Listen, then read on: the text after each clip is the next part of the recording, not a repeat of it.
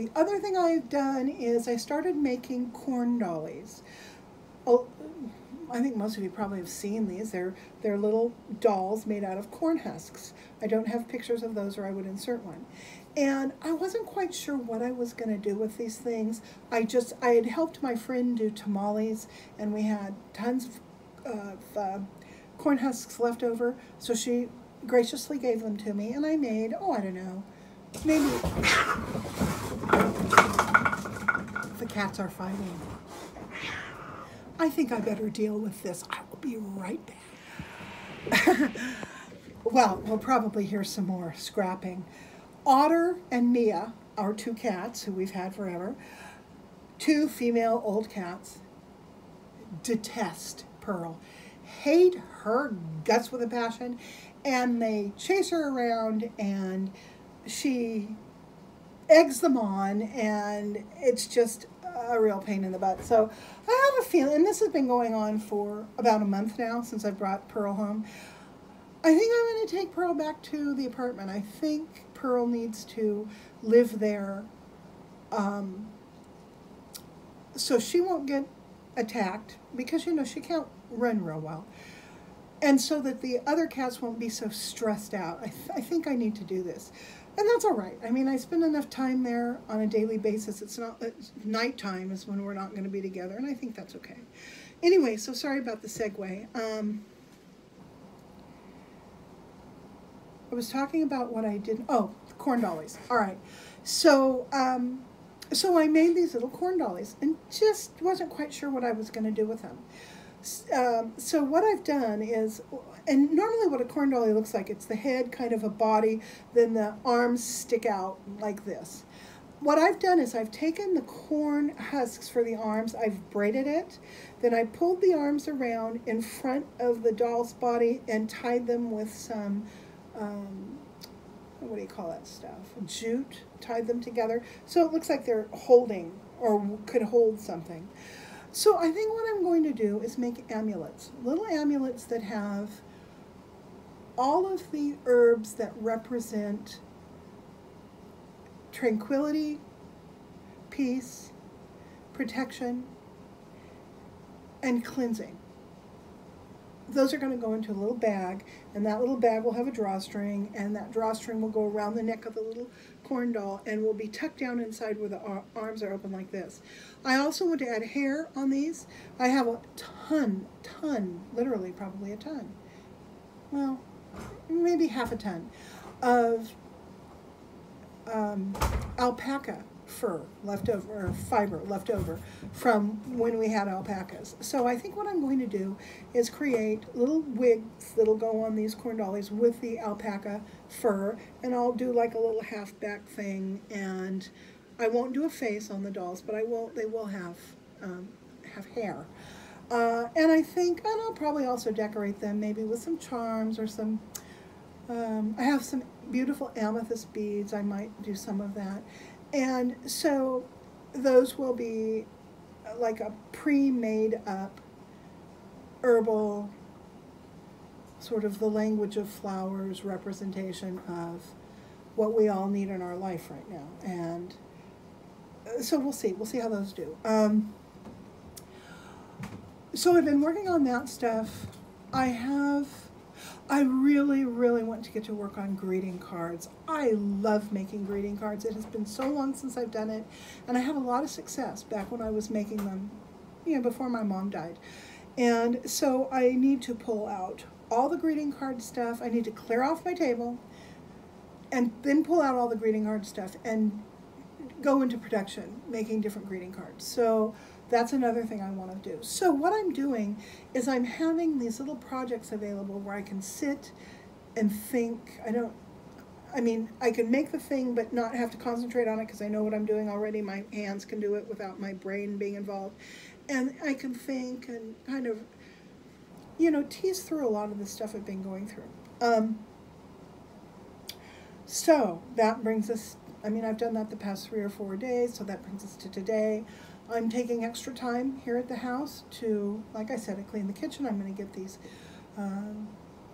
juice things ready, stick them in my freezer, And then I'm going to go back to the store, and I will probably work there for, until 7:30 or 8 tonight. I really enjoy working at night, but it makes me a little nervous being there alone. I don't have any curtains in front of my windows except for one window at the end where I sit and I do my sewing. But everything else is open, so when the lights are on inside, it's like being in a fishbowl. That creeps me out just a little bit.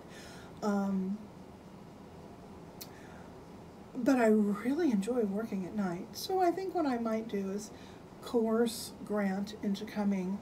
He can sit in the recliner at the apartment and play on the internet as easily as he can do it at our house. So maybe if I sell it to him that way, he'll come and protect me.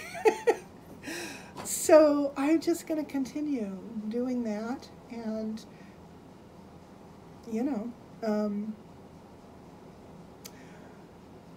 I still have a few little things to do. Well, two actually little things. One is I need to get my mirrors hung up. I have two large mirrors.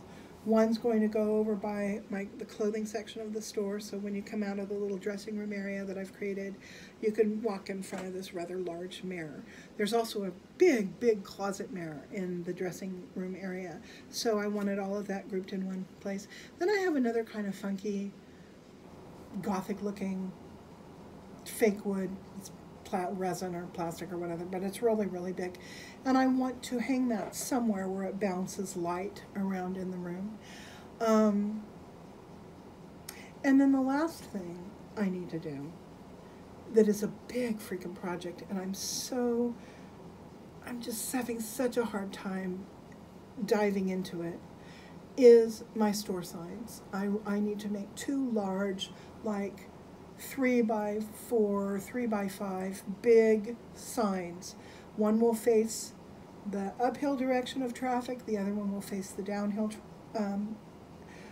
direction of traffic. That needs to have Cheryl Coyote's Cabinet of Curiosities. Then it needs to have the when I'm open and closed, the days and the time. So 10 to 6, Thursday through Saturday closed, Monday, Tuesday, Wednesday, something like that.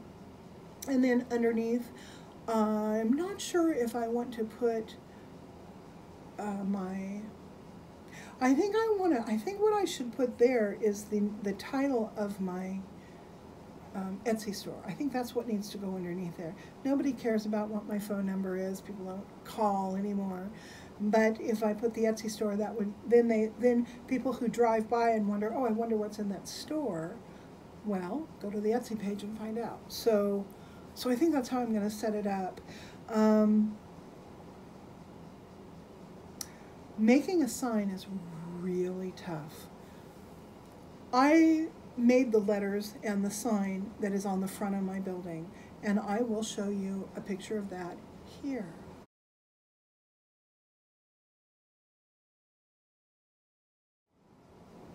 Okay, I handmade those, cut them out of wood, painted them, Grant screwed them up on the front of the building. All right.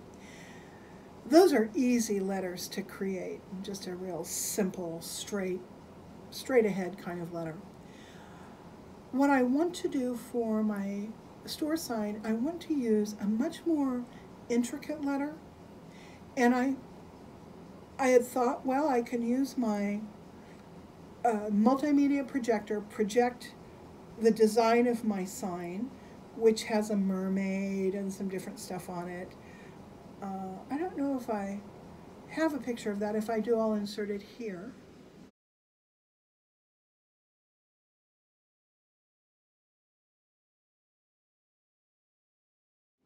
Okay, I don't know if you saw that. I don't know if I have it. But anyhow, I was thinking about projecting that image onto my piece of plywood, doing all the outlines, and then painting the outlines in. That's one way to handle it. I was also thinking of simply creating the letters individually and attaching them to, oh, say a surface that's made of barn lumber that is all, kind of put together, and then like the front of the store is. and put those letters on the barn lumber as individual letters. I've given that some thought as well. Part of the problem with that is people love to steal letters off of signs. You see it done everywhere, you know. So I'm thinking, well, yeah, that's kind of almost inviting vandalism for the sign.